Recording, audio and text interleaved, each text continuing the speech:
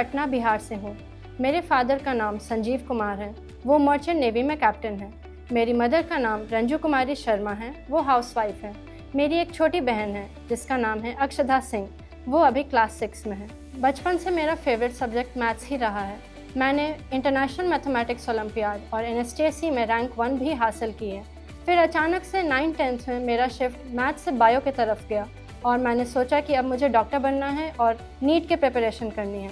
मैं जब पटना से कोटा आई तो यहाँ का माहौल देख के मुझे लगा कि यहाँ का कंपटीशन का अलग ही लेवल है। मैंने पटना में भी एलन कोटा के बारे में बहुत सुना था, लेकिन यहाँ आने के बाद पता चला कि वो सब बातें सच थी और यहाँ जितनी मैंने सुनी थी यहाँ की पढ़ाई जितनी अच्छी है उससे भी ज़्यादा बेहतर लगी मुझे।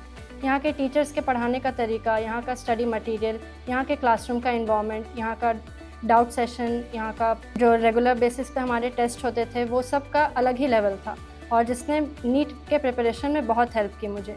मेरे डेली रूटीन में मैं जो क्लास में पढ़ाया जाता था उसे घर आके रिवाइज़ करती थी।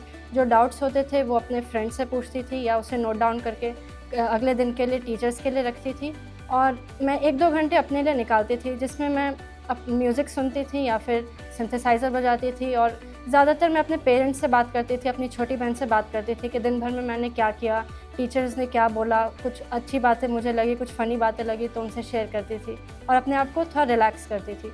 और जब हमारे टेस्ट होते थे हर 4 वीक्स पे, मेरे 2 साल की जर्नी में मेरे सबसे स्ट्रॉन्ग पॉइंट्स रहे रिवीजन और सेल्फ एनालिसिस। रिवीजन तो मैं ऐसे करती थी कि जैसे आज अगर कोई नया चैप्टर शुरू हुआ और अगर कल सर ने वो पढ़ाया नेक्स्ट पेज तो मैं पहले फर्स्ट पेज को रिवाइज़ करती थी, फिर सेकंड पेज को। तो रोज़ जब नया टॉपिक ऐड होते जाता था तो मैं एकदम स्टार्टिंग से रिवाइज़ करती थी, जिसमें जब तक चैप्टर फिनिश होता था वो मेरे टिप्स पे हो जाता था चैप्टर और बाद में रिवीजन में बहुत कम टाइम लगता था मुझे। और दूसरी चीज़, हमारे रेगुलर बेसिस पे जो टेस्ट होते थे उसका मैं टेस्ट से आने के बाद थोड़ा ब्रेक लेती थी, थोड़ा रिलैक्स करती थी और उसके बाद मैं देखती थी मेरे कहाँ मिस्टेक्स हुई, उसे मैं नोट डाउन करती थी। वो हमारे जब एसटीएम्स होते थे तो मैं अपने टीचर्स से भी डिस्कस करती थी, उनके वैल्यू पॉइंट्स को भी ऐड करती थी और टाइम टू टाइम देखती थी कि मेरी मिस्टेक्स रिपीट तो नहीं हो रही। हर टेस्ट से पहले उन्हें देख के जाती थी कि वो सेम मिस्टेक्स कहीं रिपीट ना हो, ताकि ध्यान में रहे कि अगली बार ये मिस्टेक नहीं करनी है। जब से मैंने सोचा था कि मुझे नीट की तैयारी करनी है तब से मेरा एक ही टारगेट था, मेरा ड्रीम कॉलेज एम्स दिल्ली। और मैंने 2 साल बस उसी टारगेट पर नज़र रखी कि मैं क्या क्या करूं, क्या अपने में इम्प्रूवमेंट लाऊं कि मुझे अपना ड्रीम कॉलेज मिले। और 2 साल में मैंने टीचर से भी जो अच्छे इनपुट्स थे वो लिए, अपने फ्रेंड्स से भी पूछे और अपने ड्रीम कॉलेज को अचीव करने में जो मुझे वैल्यू पॉइंट्स मिले उन्हें मैं ध्यान में रखते हुए अपनी पढ़ाई को उसी हिसाब से प्लान किया मैंने। और अभी तो अपने 2 साल की जर्नी में मैंने बस यही सोचा कि मेरा जो ड्रीम कॉलेज है एम्स दिल्ली, मुझे बस किसी भी तरह उसे अचीव करना है।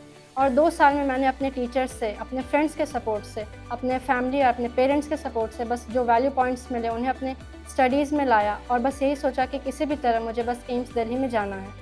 अभी तक का तो मेरा यही टारगेट है कि बस 4 साल एम्स दिल्ली में अच्छे से बिताने हैं और फिर जो मेरा इंटरेस्ट होगा जिस भी फील्ड में, उसके बाद मैं सोचूंगी कि किस में स्पेशलाइजेशन करना है। और जो बाकी बच्चे जो नीट का प्रिपरेशन करने का सोच रहे हैं, मैं उन्हें बस इतना ही कहना चाहूँगी कि बस हार्डवर्क ही है जो आपको अपने ड्रीम कॉलेज में पहुंचा सकता है। जैसे मेरा ड्रीम कॉलेज था एम्स दिल्ली, तो मैंने बस हार्डवर्क किया कंसिस्टेंसी के साथ और डिसिप्लिन मैनर में और आज मैंने अपना टारगेट अचीव किया है। अगर मैं कर सकती हूँ तो आप क्यों नहीं।